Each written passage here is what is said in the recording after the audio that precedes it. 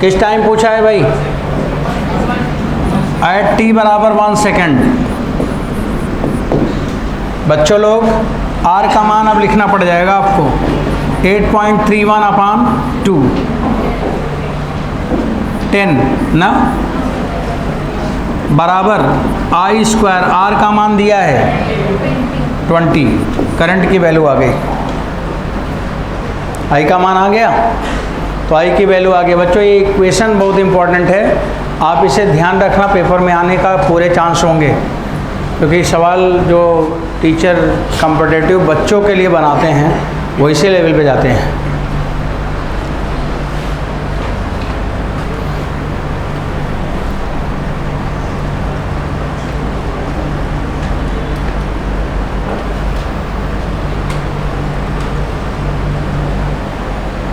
हो गया?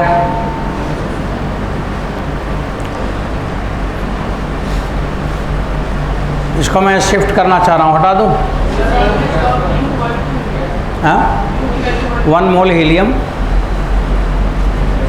Question paper में देखो गैस कितना मोल लिए थे? 1 मोल हीलियम। मैं वही बोल रहा था ना कि कितना मोल ले लूँ, 1 ले लूँ तो थोड़ा आसान हो जाएगा। 1 मोल लिखा था। बच्चों इसे मैं थोड़ा शिफ्ट करूँ,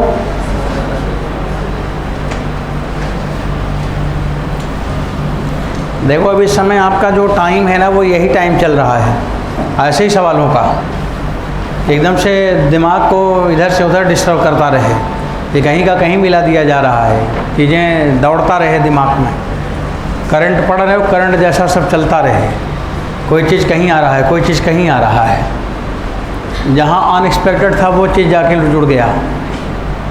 आगे बढ़ा दिया जाए, मैं थोड़ा इसे बेसिक करना चाह रहा हूँ। और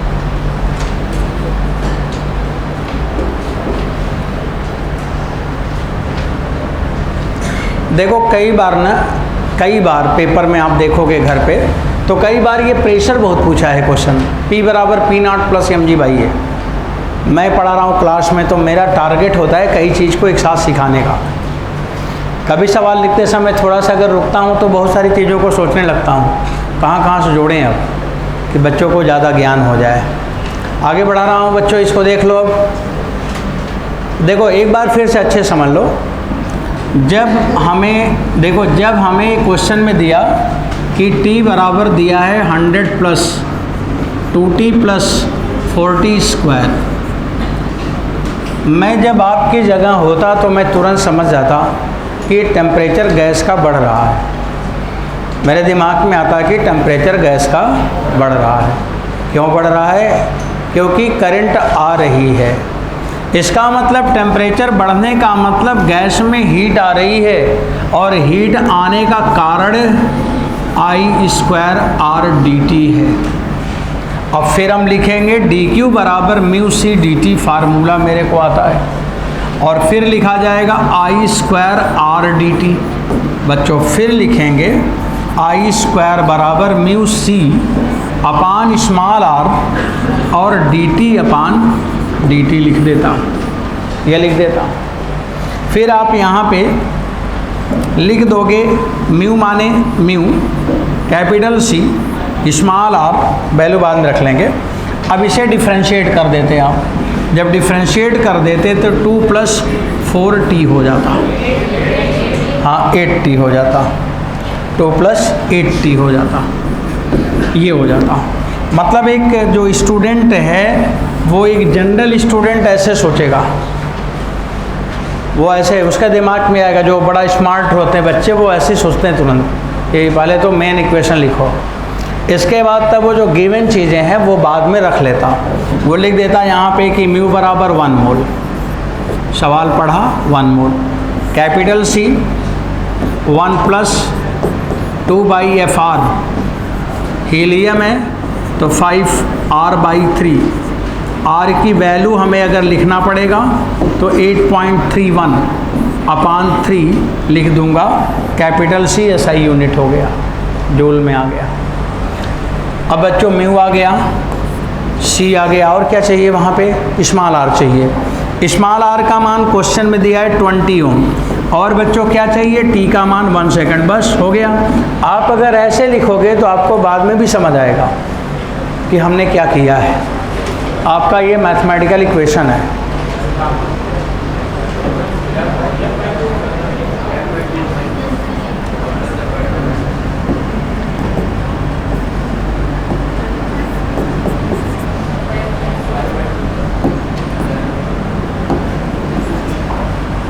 थ्री बाई टू 5/2, हाँ 3/2 R 5/2 R, CP 3/2 CP 5/2।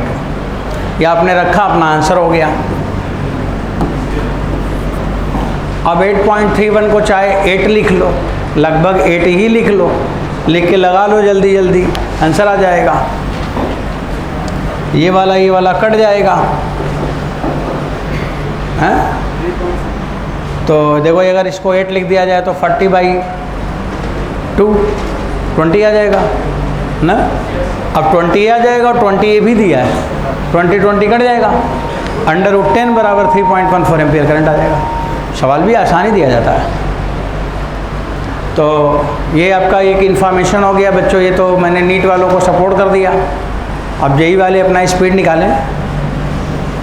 एक और दिया ना, पिस्टन का स्पीड भी पूछा है, स्पीड। क्वेश्चन को 1-2 बार घर पे और देख लेना। पूरी पॉसिबिलिटी होती है इस तरह के टीचर सवाल को तोड़ के, छोटा करके, कुछ भी करके दे दें। बच्चों देखो, अब उसमें लिखा है कि पिस्टन का स्पीड क्या होगा। अब मेरी बात फिर सुनना शुरू करो दूसरे पार्ट के लिए।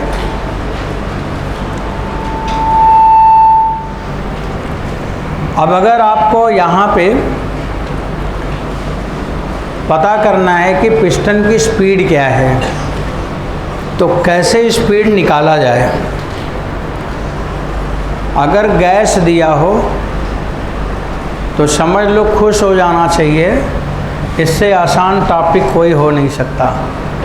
गैस आ जाए, केमिस्ट्री आ जाए तो हम खुश हो जाते हैं कि अब ये तो आएगा, ये कहाँ जाएगा, इसमें कितना दम है। तो अगर गैस में कोई प्रॉब्लम हो जाए तो कुछ नहीं, आइडियल गैस इक्वेशन लिख लिया करो, पहला काम।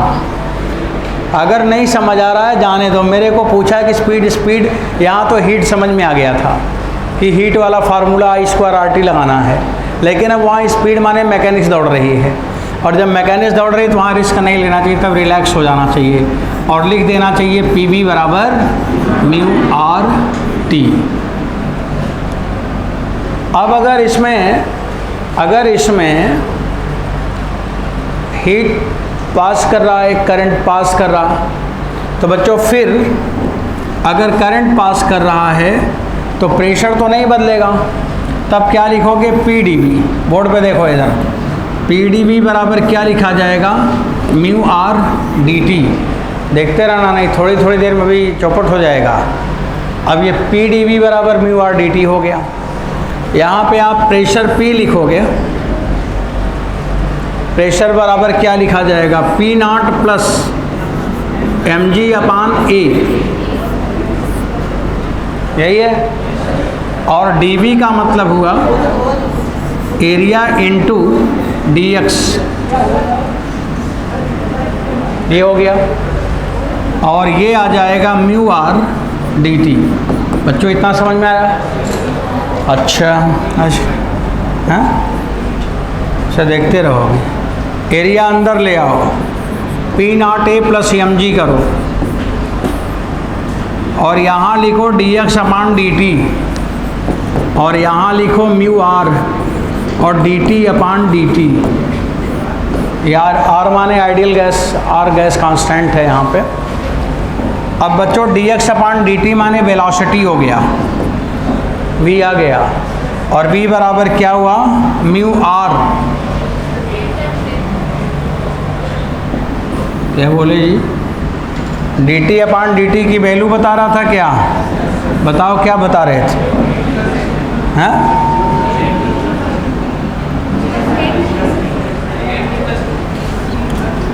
8 प्लस 2 प्लस 8t 6। तो 2 + 8t आ गया, और डिनोमिनेटर में P0 E प्लस mg आ गया। आंसर आ गया। ये पिस्टन की स्पीड हो गया। अब आपको 1 मोल लिखना है, लिख दो। गैस कांस्टेंट की वैल्यू 8.31 लिख दो। जिस टाइम पे पूछे हो उस टाइम को लिख देना। तो जब वहाँ लिखे हो ना स्पीड, तो उसी के आगे लिख लो एट 1 सेकेंड। सवाल में लिखा है फाइंड स्पीड ऑफ पिस्टन, लिखा है, आगे लिख लो एट 1 सेकेंड। उसी में आगे लिख लो एट 1 सेकेंड। तो टी का मान 1 रख दोगे तो ये भी आसान हो जाएगा। समझ आया बच्चों? तो ये जो स्पीड वाला एक्सप्रेशन है उसे जानते रहेंगे, क्योंकि एग्ज़ाम में ये क्वेश्चन पूछा हुआ है और टीचर ने गलत लगाया था, जिससे बच्चों को बोनस नंबर दिया गया था।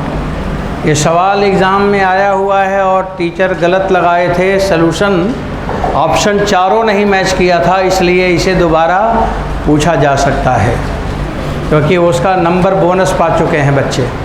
मेथड गलत लगाया गया था। जहाँ भी गैस होगा तो गैस ला लगेगा। और बच्चों ये कहानी यहीं कंप्लीट। एक नीट के पेपर का सवाल मैं दे रहा हूँ। जो लोग नीट की तैयारी कर रहे हैं ज़ोर शोर से, उनका आंसर आ जाए।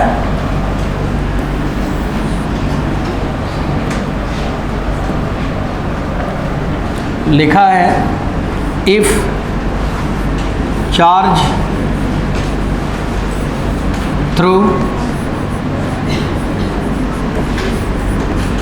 और रेजिस्टेंस 10 ओम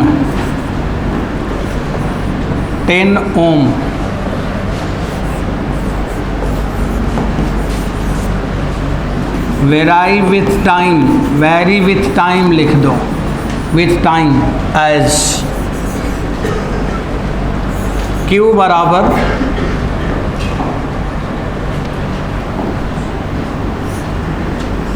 -12t - 2t स्क्वायर।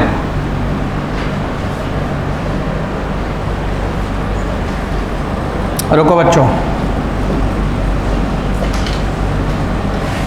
रुक जाओ, वेट करो। 12 minus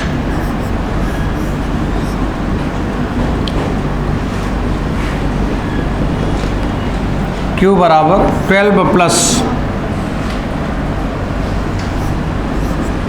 12t minus 2t square. ये कूलाम है, कूलाम है, और टाइम सेकंड में है, टाइम सेकंड में है। Then find total amount of heat generated. Then option दिया था हीट जनरेटेड थ्रू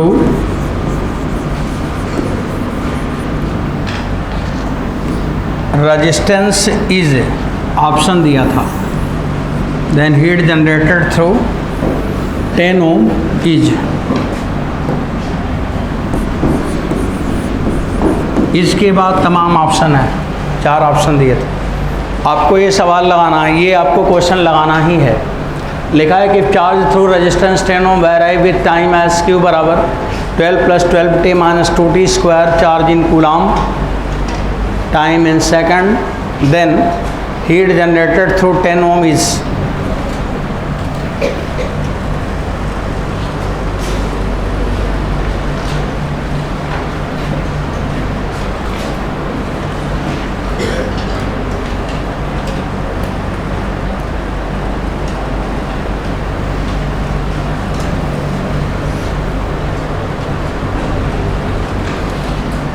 नंबर कुछ बदले होंगे बट क्वेश्चन यही था।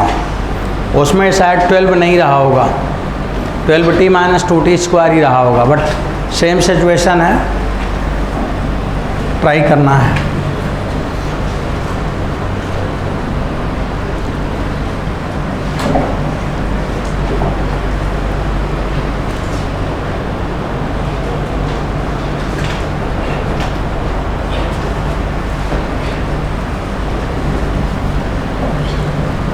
बच्चों एक बात बताओ, थोड़ा चलो सवाल को थोड़ा सा सपोर्ट कर रहे हैं आपको। किसी वायर में हीट कब तक जनरेट होगा? जब तक उसमें करंट फ्लो करेगी ना। अगर करंट जब तक फ्लो करेगा तभी तक तो हीट आएगा। अब इसमें हीट जनरेट करेगा और हीट के लिए क्या चाहिए? करंट चाहिए, रेजिस्टेंस चाहिए, टाइम चाहिए। रेजिस्टेंस तो दिया है पर करंट नहीं दिया है। और करंट निकालना आपको आता है, dQ/dt कर दोगे करंट आ जाएगा। अगर हीट पूछा है तो उसके लिए I तो निकालो, पहले I तो निकालो। तो बच्चों सबसे पहले हमें करंट I निकालना होगा और I बराबर होगा dQ/dt। और dQ/dt जब करोगे तो आपको मिलेगा 12 - 4t। हीट कब तक फ्लो करेगा? जब तक कि करंट ज़ीरो ना हो जाए। तो अब आप यहाँ पे लिखोगे फॉर I = 0 तो t बराबर 3 second. It means heat flow only 3 second, 0 to 3 second. Current zero हो जाएगा। जब करंट ज़ीरो हो जाएगा तो हीट का अब आगे तो फ्लो करेगा नहीं। तो करंट कितने समय तक फ्लो करेगी? 3 सेकेंड तक। आई की वैल्यू ये है। बच्चों आप बताओ करंट कांस्टेंट है कि वेरिएबल? जोर से बोलो। अगर वेरिएबल है तो आपको याद होगा कल जब आप पढ़ रहे थे तो मैंने इसको इसी तरह से लिख के छोड़ दिया था और छोड़ दिया था आज सवाल लगवाने के लिए। करंट वेरिएबल है तो आपको यहाँ लेना पड़ेगा। अगर वेरिएबल है तो विदाउट इंटीग्रेशन नहीं आना है। अब आप यहाँ पे रखोगे I का मान 12 - 4t का स्क्वायर, R का मान 10 और dt और लिमिट दौड़ा 0 to 3। बच्चों इसमें से क्या कॉमन है? 4 कॉमन होगा। 4 स्क्वायर आएगा 16 आएगा। 16 × 10 160 आ जाएगा। यहाँ 3 - t होल स्क्वायर और dt लिमिट रन किया 0 to 3। लास्ट रिजल्ट देना होता है, आपको आंसर मिलाना है तो इसलिए लास्ट आंसर की तरफ जाना चाहिए। 160 इंटीग्रल 9 + t² - 6t dt। क्यों बच्चों? अब आगे हमें बताओगे क्या? चलो बताओ जल्दी जल्दी। अब आगे मैं लिख दूं और आप बता दो। 9 + t² - 6t सही है। इंटीग्रेशन बता दो। इसी येलो बॉक्स में लिखना मेरे को। Amount of heat equal to 160 × 90 + t³ / 2t²। Limit 0 to 3।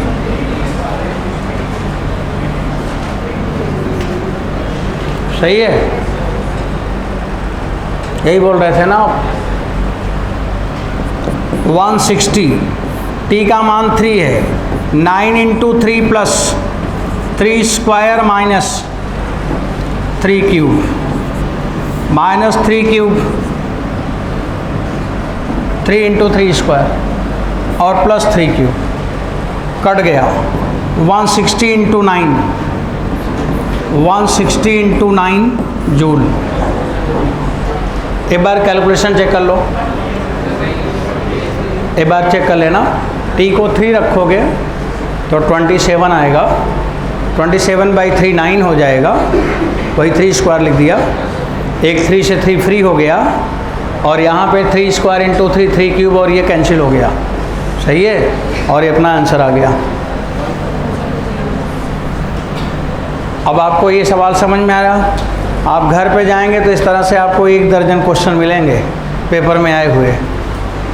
बहुत बार क्वेश्चन आया है और जिनको नहीं आया वो आज तक पढ़ रहे हैं। जिनको आया वो सब सेलेक्ट होके गए कॉलेज, और आपको भी आ जाएगा तभी जाओगे कॉलेज।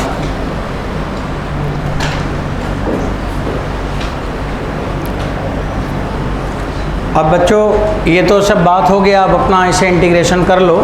तब तक एक लास्ट क्वेश्चन आपको दे दूं, आप लगाते रहिए और कोई बात मैं और सोच रहा हूँ।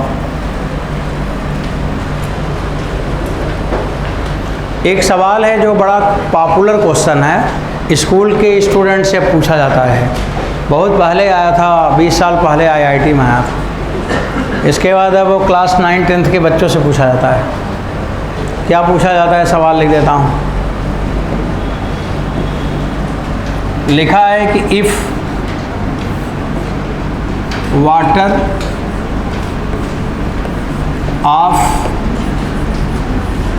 मास m एट 0 डिग्री सेंटीग्रेड, ये सवाल में नहीं लिखा रहता पहली लाइन, क्योंकि क्वेश्चन मैं लिख रहा हूँ इसलिए बड़ा प्रिकॉशन लेता हूँ, लिखा जाना चाहिए। वो लिखता है कि पानी उबलेगा, तो ये मान लेते हैं कि सब पानी एक ही टेम्परेचर पे रह रहा होगा। अब मान लो अलग अलग देश में अलग अलग टेम्परेचर भी तो हो सकता है, तो इसलिए मैंने आपके अंदर कोई कन्फ्यूजन ना आए इन सब बातों को लेकर, तो मैंने एक इन्फॉर्मेशन दे दी कि वाटर का मास भी दे दिया और टेम्परेचर भी दे दिया इनिशियल में। If water of mass m at 0 degree centigrade boil माने 100 degree by heater H1 in 10 minute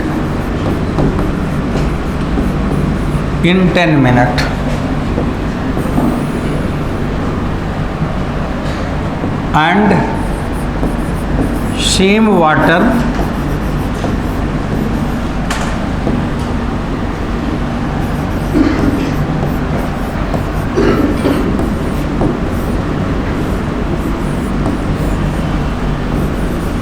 by heater H2 in 15 minutes.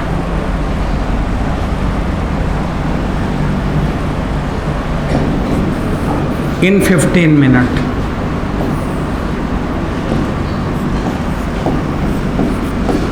In 15 minutes. तो सवाल में पूछा है find time in which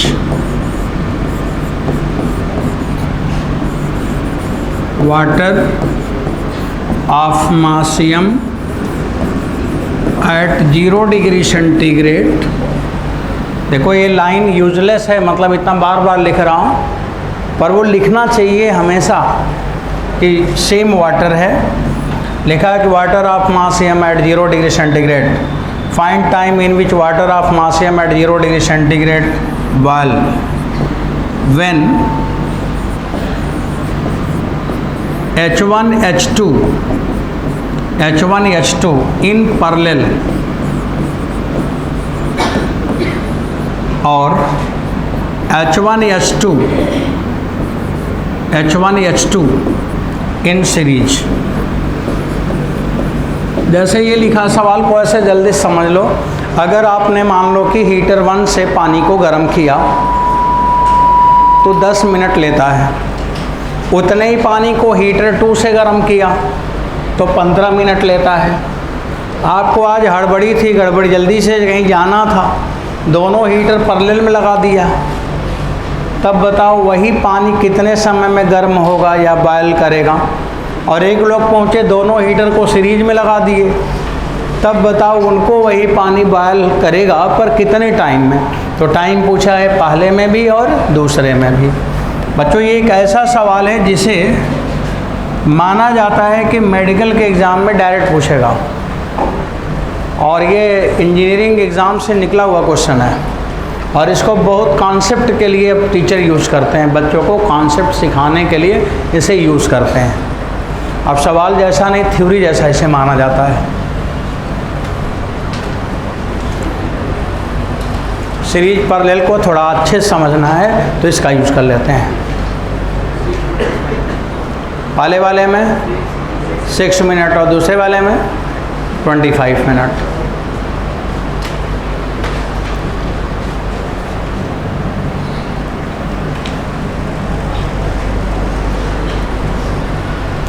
answer सही है, 6 मिनट और 25 मिनट आएगा। आंसर तो सही है। कैसे आया, सब लोगों को जानने की इच्छा होगी। आया आंसर कितना? 6 और 25। ठीक। बच्चों सुनो, अब सवाल तो लिख ही लिया होगा आप लोग। अब मेरा कैलकुलेशन का तरीका समझो।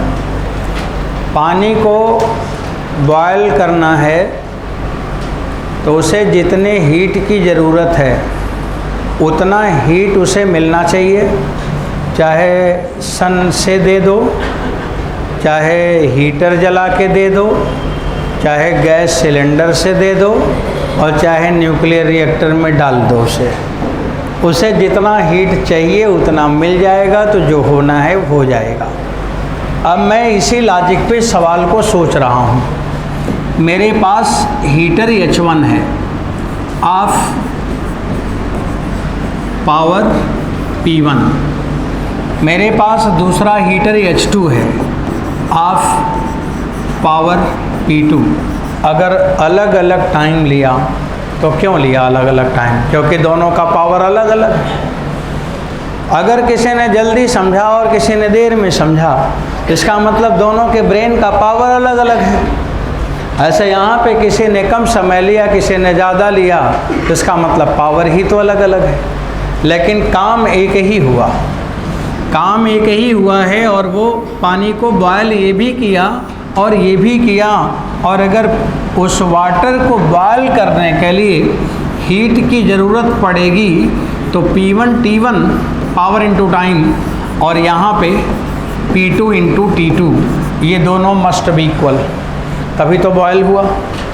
अगर वो T1 समय तक जलकर वही हीट डेवलप करेगा और ये T2 समय तक जलकर वही हीट डेवलप करेगा। समझ आ रहा? अब अगर आप यहाँ से P1 निकालना चाहें तो Q अपान T1 कर सकते हो, इसका पावर निकालना चाहो तो Q अपान T2 कर सकते हो। चलो जाने दो उसे, अभी मत करो, आगे देखो। अब मैंने लिया सीरीज कॉम्बिनेशन। बच्चों बताना होगा सीरीज कॉम्बिनेशन, और अगर सीरीज कॉम्बिनेशन लिया तो फार्मूला है 1 upon P equivalent equal to 1/P1 plus 1 upon P2। यही फार्मूला है, अभी आपने पढ़ा है। अब P बराबर क्या होगा? Q अपान T। P बराबर क्या होगा? पावर क्या है? एनर्जी अपान टाइम। तो यहाँ पे Q हुआ और ऊपर गया टाइम। सीरीज कॉम्बिनेशन है। पानी उबलेगा, Q उतना ही चाहिए, चाहे एक हीटर लगाओ चाहे देश का हीटर लगा दो, हीट Q मिलेगा तभी उबलेगा, तो हीट तो Q ही मिलेगा। अब P1 बराबर क्या होगा? T1 अपान Q प्लस T2 अपान Q। Q Q Q Q उड़ा दो, तो सीरीज कम्बिनेशन में समझ गया sum of the two time. Series वाला आंसर आ गया 10 + 15 बराबर 25 मिनट आ गया, एक आंसर आ गया। अब पैरेलल कॉम्बिनेशन समझ आ रहा ना कैसे निकाल रहा हूँ? इसलिए लिख के दिखाया जाता है कि ऐसे कई सवाल आएंगे, तो एक जगह पढ़े रहोगे तो कई जगह दिमाग में बातें आती हैं। अब पैरेलल वाला आप हमें बता दो सब बच्चों। चलो भाई, पैरेलल कॉम्बिनेशन बताना है आप ही लोगों को। पैरेलल में फार्मूला पढ़ के सुना दो। P equivalent P1 plus P2। अब बच्चों P का मान, हाँ, Q upon time in parallel.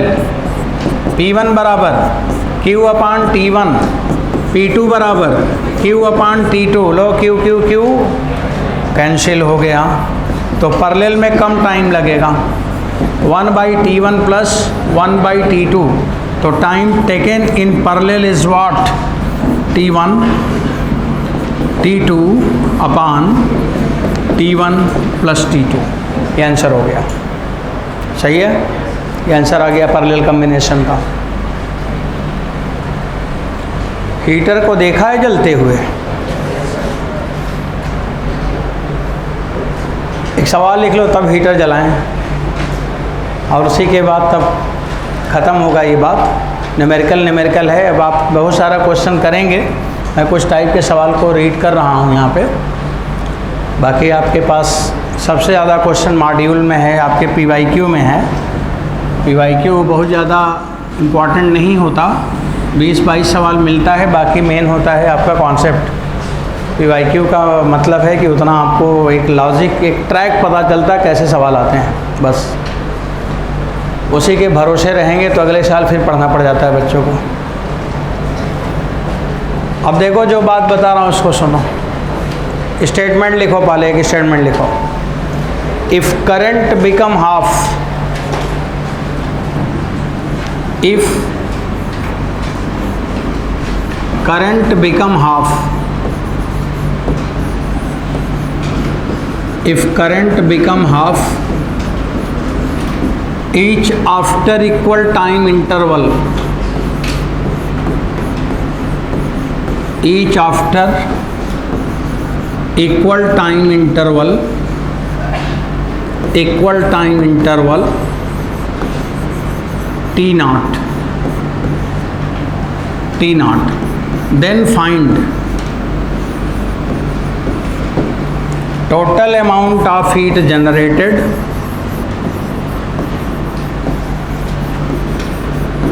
total amount of heat generated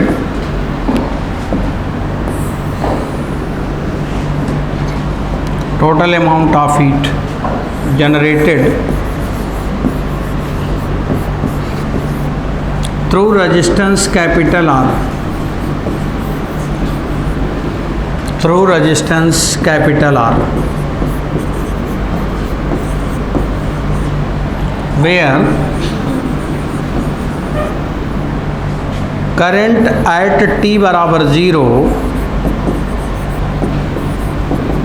is I naught।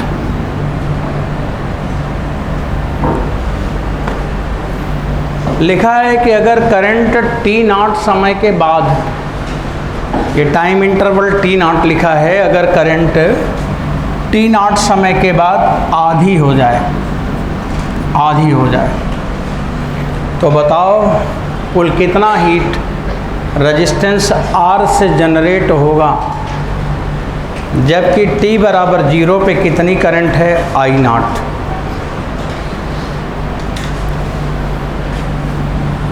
दिमाग में कुछ बात ऐसी आ रही होगी कि अगर ये रेजिस्टेंस R है और इसमें जो करंट जा रही है बच्चों, ये I की वैल्यू ये कांस्टेंट नहीं है, ये समय के साथ बदल रही है।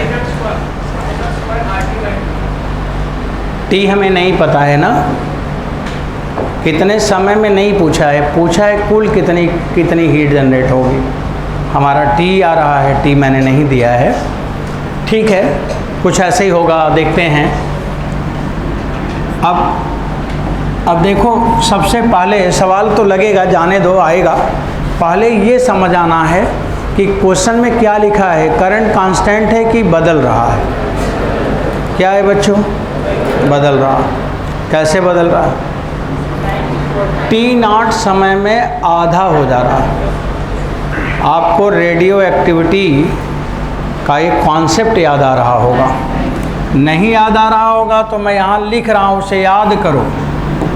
रेडियो एक्टिविटी में जो अमाउंट ऑफ सब्सटेंस होता है n बराबर n not exponential minus lambda t होता है।